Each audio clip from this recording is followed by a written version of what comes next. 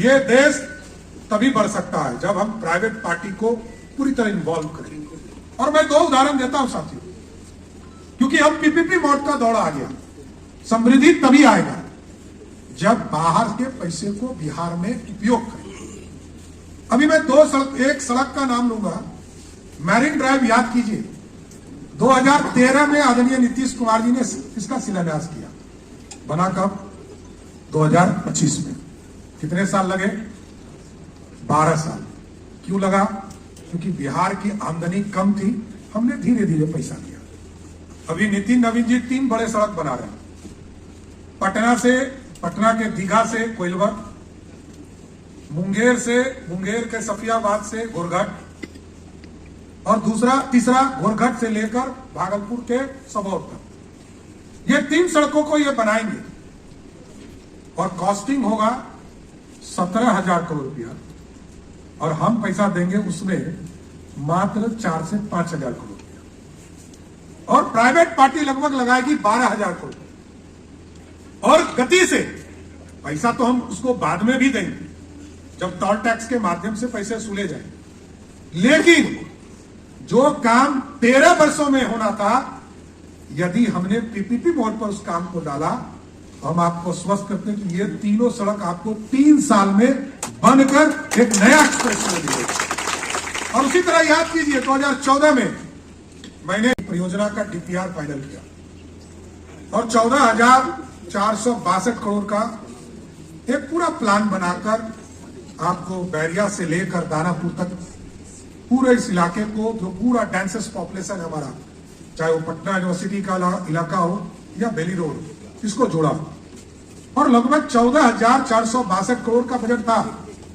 अभी आज के तारीख में 28,000 करोड़ पार कर चुका। आदरणीय प्रधानमंत्री जी आ रहे हैं, अभी सितंबर माह में उसका उद्घाटन भी करेंगे, और इसको पूरा होते होते ये 32,000 करोड़ चला जाएगा। लेकिन यदि हमने इसको 2014-15 में किया होता और पीपीपी मोड पे गया होता तो 2018-20 तक पटना में मेट्रो रेल चलता हुआ दिखता। इसलिए इस पूरी व्यवस्था को मैंने बदला।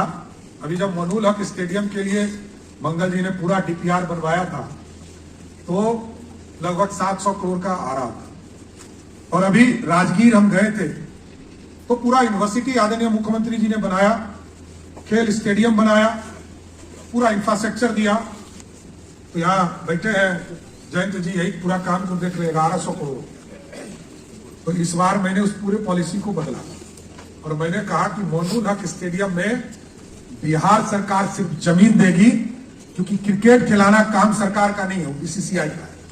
और 100% यदि 700 करोड़ रुपया लेना है तो हम बीसीसीआई से लेंगे और वहां एक भव्य स्टेडियम बनाने का काम है। इसलिए पूरी सोच बदली है। ये देश तभी बढ़ सकता है जब हम प्राइवेट पार्टी को पूरी तरह इन्वॉल्व करें, और समृद्धि इसलिए तभी दिखेगा कि हम डेली अफेयर्स में हम सभी लोगों को जोड़ें। आदरणीय मंगल जी लगातार आके बैठते थे मेरे पास, कितने बार हमारे सेक्रेटरी पे गुस्सा भी गए कि पीएचआई को नहीं कीजिएगा तो हम नहीं आएंगे। लेकिन मैं तो धन्यवाद देता हूं कि ऐसे मंत्री होने चाहिए सभी डिपार्टमेंट कि ये आज तो गत्वा पीएचआई की घोषणा कराकर उसको पूरी तरह एक तरह से एक संस्था को ऑर्गेनाइज करने में मंगल जी को मैं विशेष बधाई देता हूं, जिन्होंने इस पूरी संरचना को बदल दिया। इसलिए साथियों, मेरा स्पष्ट मानना है ये भारत बदल रहा है, और इस भारत को सोने की चिड़िया लोग कहता था। याद कीजिए, आज से 2000 वर्ष पहले इसी पटना को मगध लोग कहते थे, पाटलिपुत्रा कहते थे, और इसको मगध के तौर पर लोग जानते थे। और लोग कहते थे कि स्वर्णिम काल, आज भी इतिहास के पन्ने में आप पढ़ेंगे तो आपको लोग कहेंगे कि स्वर्णिम काल इसी बिहार ने दिया, इसी मगध ने दिया।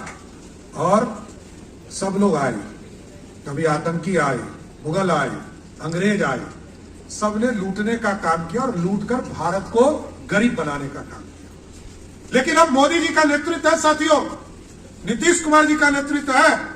आज नरेंद्र मोदी जी के नेतृत्व में प्रधानमंत्री जी ने कहा मेकिंग इंडिया का सपना देखेंगे। अब सोने की चिड़िया नहीं, सोने का शेर बनाएंगे जो दुनिया में दहाड़ने का काम करेंगे। इसलिए आज मैं फिर से सुरेंद्र जी को फिर से बहुत बहुत बधाई देता हूं।